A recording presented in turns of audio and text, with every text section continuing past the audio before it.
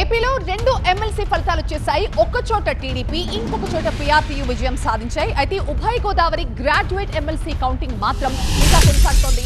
Updates చూద్దాం. ఉభయ Godavari graduate MLC ఫలితంపై ఉత్కంఠ కొనసాగుతోంది. నిన్న మొదలైన ఓట్ల లెక్కింపు ప్రక్రియ ఇవాళ కూడా కొనసాగుతోంది. 6వ రౌండ్ లో కూడా టీడీపీ అభ్యర్థి పేరాబత్తుల రాజశేఖర్ ఆధిక్యంలో కొనసాగుతున్నారు. 6వ రౌండ్ ముగిసేసరికి పేరాబత్తులకి 60,677 ఓట్ల ఆధిక్యం వచ్చింది. మరో 2 రౌండ్ల కౌంటింగ్ తర్వాతే తుది ఫలితం రాబోతోంది. మా ప్రతినిధి రవి లైవ్ లో జాయిన్ అవుతారు. రవి, ఇంకొక 2 రౌండ్స్ తర్వాత ఒక క్లారిటీ వచ్చే అవకాశం ఉంది అంటున్నారు. సో ఎంతసేపట్లో ఈ ఫలితం తేలబోతోంది?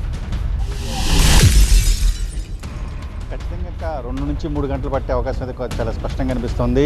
గ్రాడ్యుయేట్స్ ఎమ్మెల్సీ ఎన్నికలకు సంబంధించి ఉభయ గోదావరి జిల్లాలో గ్రాడ్యుయేట్స్ దాదాపుగా కూడా 2,18,000 పైచీలకు మంది తమ ఓటు హక్కును వినియోగించుకున్నారు. దీనికి సంబంధించి ఇప్పటికే 168,000 ఓట్లకు సంబంధించిన లెక్కింపు కూడా పూర్తయింది. ఇప్పటికే 6 రౌండ్లు పూర్తయ్యాయి. ప్రతి రౌండ్లో కూడా 28,000 ఓట్లను సిబ్బంది ఇప్పటివరకు కూడా లెక్కించిన పరిస్థితి కనిపిస్తుంది. ఇప్పటివరకు లెక్కించినటువంటి 168,000లో 153,182 ఓట్లు చెల్లుబాటు అయితే దాదాపుగా 14,818 ఓట్లు చెల్లుబాటు కానటువంటి పరిస్థితి కనిపిస్తుంది. ఇక దీంట్లో రాజశేఖర్కు 96,291 ఓట్లు వచ్చాయి. అదేవిధంగా సమీప ప్రత్యర్థి పీడీఎఫ్ అభ్యర్థిగా ఉన్నటువంటి దిడ్ల వీర్రాఘవులకి 35,614 ఓట్లు లభించిన పరిస్థితి కనిపిస్తుంది.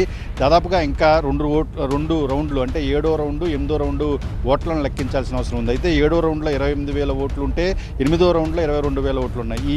ఈ ప్రకారం చూసుకుంటే ఇప్పటికే దాదాపుగా విజయం దిశగా గ్రాడ్యుయేట్స్ ఎమ్మెల్సీకి సంబంధించి విజయం దిశగా పేరాబత్తుల రాజశేఖర్ కూటమి అభ్యర్థి వెళ్తున్నారని చెప్పుకోవచ్చు. ఖచ్చితంగా 7వ రౌండ్ ముగిసే సమయానికి ఖచ్చితంగా ఒక క్లారిటీ అయితే స్పష్టంగా కనిపించే అవకాశం ఉంది. ఇప్పటికే రాజశేఖర్ 96,291 ఓట్లను సాధించినటువంటి పరిస్థితి కనిపిస్తుంది. అతని సమీప ప్రత్యర్థి కూడా దాదాపుగా 35,614 ఓట్ల నేపథ్యంలో చాలా వ్యత్యాసం కనిపిస్తున్న పరిస్థితి కనిపిస్తుంది.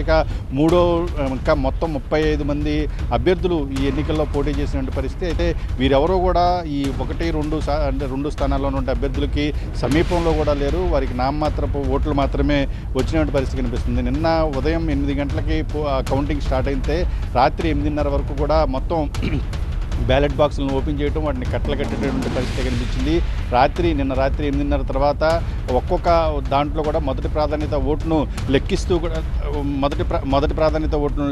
ఇప్పటివరకు కూడా మొత్తం 8 రౌండ్లో కౌంటింగ్ ప్రక్రియ అయితే కొనసాగిస్తున్న పరిస్థితి. ఇంకా మరో 2 రౌండ్లు అంటే దాదాపుగా 7-8 రౌండ్లు అంటే 7వ రౌండ్కే విజయం అయితే కూటమి అభ్యర్థి వైపు ఉండేటువంటి అవకాశం చాలా స్పష్టంగా కనిపిస్తుంది. Right, thank you Ravi.